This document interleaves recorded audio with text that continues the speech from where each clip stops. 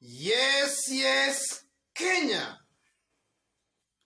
Tamu sana, yes, tamu sana. Some few days ago, President Uhuru Kenyatta secretly attended Raila's birthday party at night.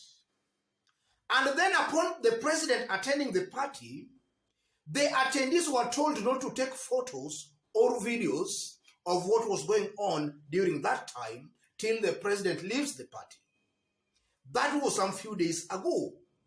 So earlier today, former Kiambu Governor William Kabogo, in an exclusive interview with Spice FM, seemingly leaked a very critical information of what might have transpired during that birthday party.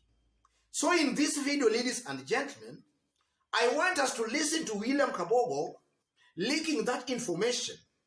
After which, as usual, we are just going to dissect it to see exactly what it means politically. Listen in to Kabogo. Who's holding the hidden card in Azimio? Is Tinga himself, the man, or is Tinga a project, or is Tinga being driven? And who is he speaking to?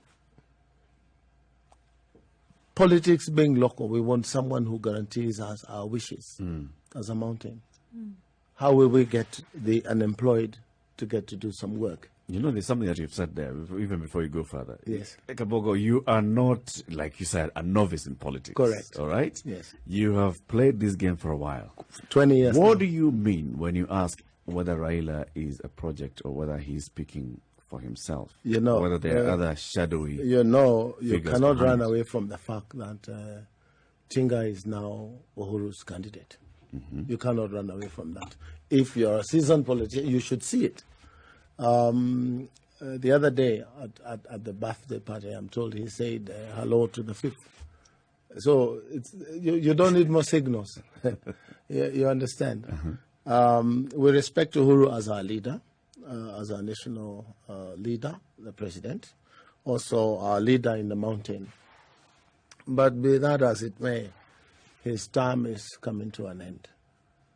There is nothing he will do on the 11th or 12th year that he has not done in the 9 and 10 years that he will have by July. So I expect him to just like Exit quietly. Just like Kibaki, just like Moi did. So if Bonatinga is discussing future succession, he should be discussing with the future. Who is the future? It's interesting. We are the future. We are, baby. Yes, that's William Kabogo earlier today. And listening to William Kabogo, there are three things that comes out very clearly, which I'm going to explain in details in this video. The first thing that comes out, William Kabogo is saying that President Uhuru Kenyatta referred to Raila Amolo Odinga as the fifth. That's one thing Kabogo is saying here. Secondly, Kabogo is trying to bring out the issue of a project. You know, for some times now, the Tanga group have really been trying very hard to paint Raila Amolo Odinga as a government project. Kabogo is also just trying to bring that issue through that interview, or rather through that speech. And then thirdly, Kabogo is seemingly trying to tell Raila to invite him onto the negotiation table. Kabogo wants Raila to invite him. He wants to work with Raila Amolo Odinga. Those three things comes out very, very clearly. So let's start with the first issue, Uhuru Kenyatta referring to Raila Amolo Odinga as the fifth. What does that mean? Ladies and gentlemen, that simply means that Uhuru Kenyatta, being the president of the Republic of Kenya, with all the information he has at his disposal, he already knows that Raila Amolo Odinga will take after him come August this year. Uhuru already knows that Raila Amolo Odinga will be the fifth president of the Republic of Kenya after him. That's one thing Uhuru is just trying to say. And in a nutshell, that simply means that Uhuru Kenyatta is going to do all it takes with all his resources, with all the instruments of government to make sure Raila Amolo Odinga wins the presidency. And in my considered opinion, that's a big boost to Raila Amolo Odinga. Because in Kenya, in the previous presidential elections, we have seen that to win a presidential election in Kenya, it takes more than just votes from the ground, or rather from the electorates. It takes more than that. We have also seen some influence of the system, some influence of the deep state also helping somebody become the president. So in this case, ladies and gentlemen, assuming that's what Uhuru Kenyatta actually said, then it simply means that Uhuru Kenyatta, as things stand today, is out to make sure Raila Amolo Odinga becomes the president through whichever means. That's something that comes out very, very clearly. And then on this aspect, or rather on this thing of the project, William Kabogo here is cleverly trying to insinuate that Raila Amolo Odinga is Uhuru Kenyatta's project or the government projects. That's what William Kabogo is trying to say. And for some days now, we have been seeing Tanga, William Ruto and his team trying to paint Raila Amolo Odinga as a government project. A government project. But now let's look at it from this perspective. In 2002, Uhuru Kenyatta was a political greenhorn who was being imposed on Kenyans by the late President Daniel Toroitich arap Moi. Because in the previous election, President Uhuru Kenyatta in 1997 contested for Gatundu parliamentary seat and actually was beaten in that election by somebody by the name Moses Muhia.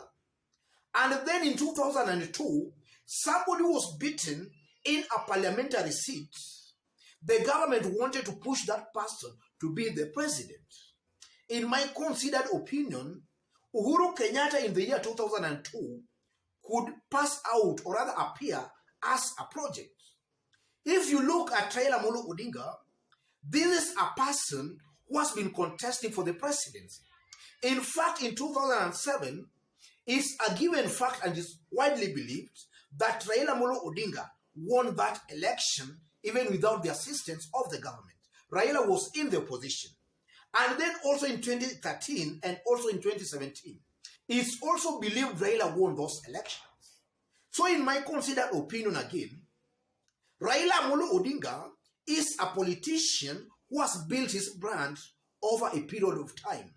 He has got a fanatical support across the country. With or without the system, if an election was to be done fairly, then most definitely, Raila has an upper hand of even winning that election. So in my considered opinion, I don't think Raila Amolo Odinga is a project here. Raila is just a candidate being supported by the government.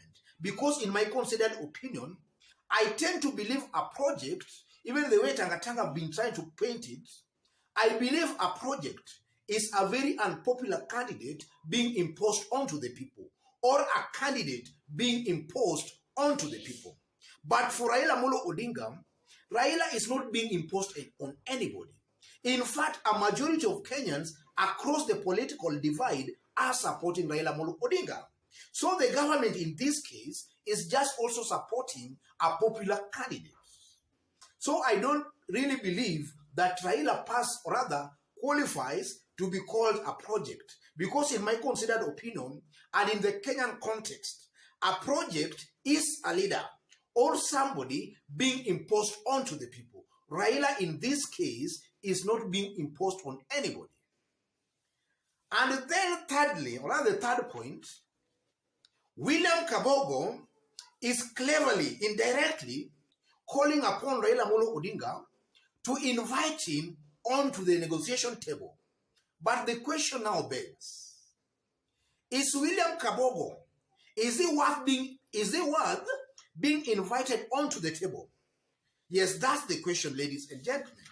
In order to answer that question, we must first of all look at William Kabogo's political journey. Yes, we must have look at his political journey and his influence in Mount Kenya. In the last elections of 2013 or of 2017, William Kabogo was given a humiliating defeat in Kiambu County. As things stand today, William Kabogo is not an elected leader. So whether in 2017 was rigged out or not, it's very clear that the defeat was too big. It was a humiliating defeat, a landslide defeat. So as things stand today, the political standing of William Kabogo is that he's a weak leader on the mountain. He does not have influence. So I strongly believe, ladies and gentlemen, that inviting William Kabogo onto the negotiation table, whether you invite Kabogo or not, it might really not change a lot on the ground.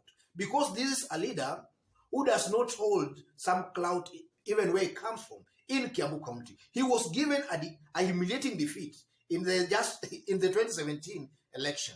So in my considered opinion, as long as the president is the one holding the steering, campaigning for Raila Amolo Odinga on the mountain, I tend to believe the likes of William Kabogo, those are just busybodies. Those are just people who are just there to add unnecessary numbers, but not really votes from the ground. As long as Uhuru Kenyatta is the one holding the steering, and then with these all governors from the mountain, with all these notable leaders from Mount Kenya, William Kabogo is just, in my considered opinion, a necessary addition to that group. Maybe William Kabogo should just board that train so that he flows with the current, but not being invited onto the negotiation table. Because I believe he's not worth that invitation. Having said all that, ladies and gentlemen, it's my considered opinion that this revelation by William Kabogo, if it's actually true, then it also answers some Tanga leaders and their supporters who up to today, or rather up to now, they are still doubting. They are still trying to paint a picture that Uhuru Kenyatta is still playing Raila Amolo Odinga. You know, we have some slow learners amongst us. Before Dennis Itumbi ordeal, some few days before he was involved in such kind of ordeal, Dennis Itumbi had alleged that Uhuru Kenyatta was weakening Raila. That's about 2 weeks now, before this ordeal of his kidnapping. He had alleged that Uhuru Kenyatta was still playing Raila Amolo Odinga. And Dennis Itumbi has been very, very consistent about that. And listening to some Tanga bloggers, they are also still trying to further that kind of a narrative. But if this is actually true, then it answers such kind of question. It answers Tanga leaders and their supporters. Uhuru Kenyatta is actually supporting Raila Amolo Odinga. He is not playing Raila Amolo Odinga. That should be actually very, very clear to some doubting Thomases in Tanga. Yes. So before I conclude, let me remind you that if you've just bumped here for the very first time, subscribe, give this video a like. Give it a like, please. And to any other person who is also a fan of ours here, but you have not yet subscribed up to now, take this moment right now, tap on the subscription button and also on the notification bell to receive a notification anytime we upload a new video. Yes. And if possible, again, give this video a like and also drop a comment. To our fans here, God bless you. God bless Kenya. Tamu sana, tamu sana, tamu sana.